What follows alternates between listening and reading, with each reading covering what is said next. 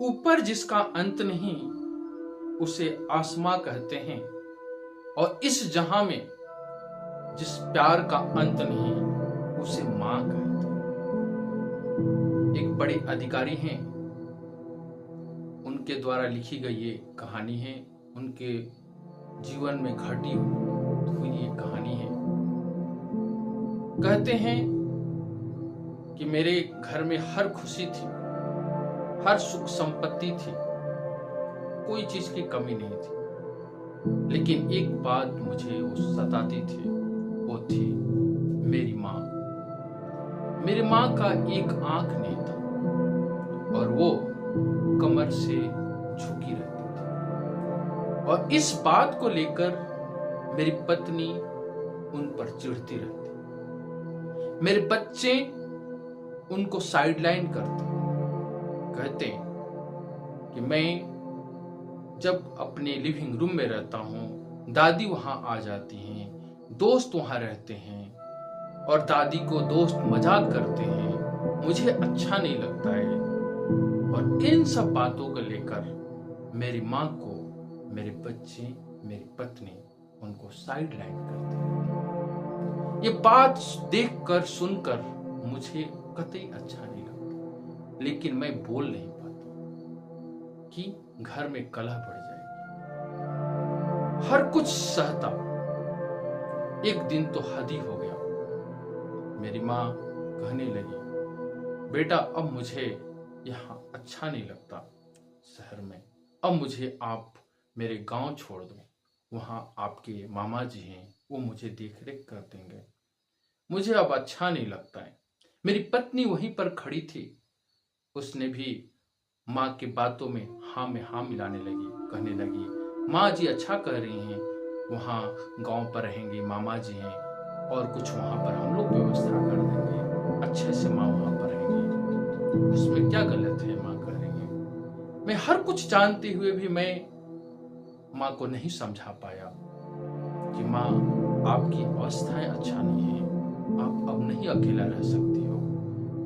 अंत में मुझे माँ को अपने गांव छोड़कर आना पड़ा। कुछ दिन बीतने के बाद मेरे चाचा जो हैं मुंबई में रहते थे, वो जो हैं एक डॉक्टर थे, और वो गर्मी की छुट्टी में जब आए मिलने के लिए तो उन्होंने कहने लगे कि भाभी जी कहाँ हैं।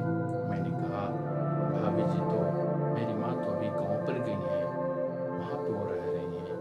उन्होंने कहा ठीक है तो चले हम सब चलते हैं भाभी जी से मिलने के लिए, उनसे मिलकर आते हैं। सभी हम लोग तैयार हुए, जाकर वहां पर गाड़ी से पहुंचे।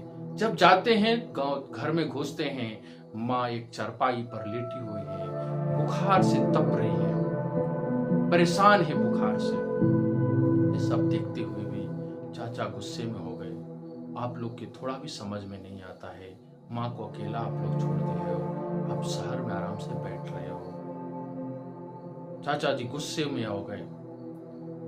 मैं चाचा जी को कहा मैं अपने मन से नहीं चाचा जी, मैं नहीं लाया माँ को, माँ ने जिद कर रही थी, माँ ने भी मेरी बातों को सपोर्ट किया। उन्होंने कहने लगे नहीं देवर जी ये मेरी गलती थी, मैं ही इनको बोला था कि नहीं मुझे अब यहाँ अच्छा नहीं लग रहा है, मुझे गांव छोड़ दो, आप इसको मत डांटो। फिर भी लेकिन चाचा जी हर बात को समझ चुके थे। वो कहने लगे भाभी जी आप मेरे साथ चलिए, ये लोग रहने लायक नहीं हैं, इन लोगों के साथ में रहने लायक नहीं है, आप मेरे साथ चलिए।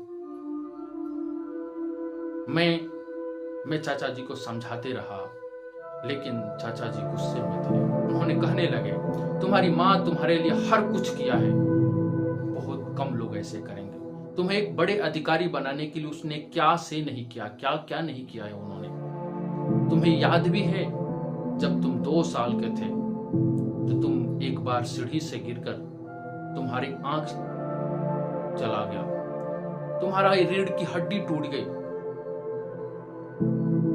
तब माँ ने ही भाभी ने ही तुमको एक आंख और ये कमर की हड्डी तुम्हें अपना दिया।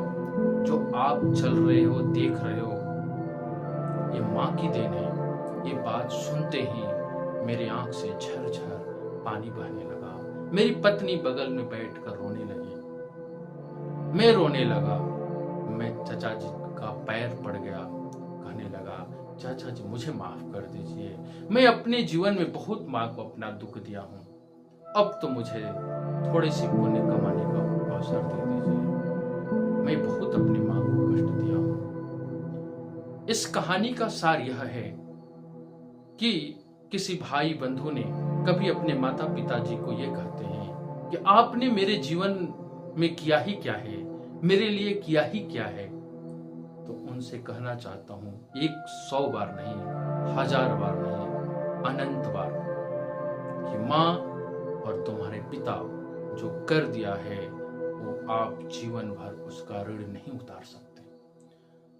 आप इस दुनिया में अगर साक्षात कोई ईश्वर का रूप है, भगवान है, वो हमारी माँ है, हमारे पिता होते हैं।